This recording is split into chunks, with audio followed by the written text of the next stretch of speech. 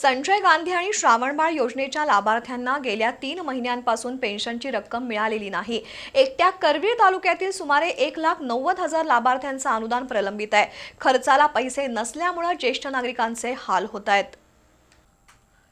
शिवसेना ठाकरे गटाच्या वतीनं करवीरचे तहसीलदार स्वप्नील पवार यांना निवेदन देण्यात आलं।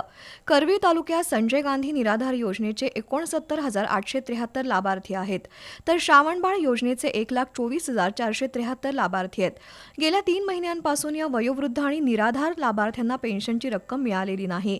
ज्येष्ठ नागरिकांना हयातीचे दाखले प्रशासनाकडून वेळेत मिळत नाहीत, त्यामुळे महसूल प्रशासनानं ज्येष्ठ नागरिकांना हयातीचे दाखले देण्यासाठी विशेष मोहीम राबवावी।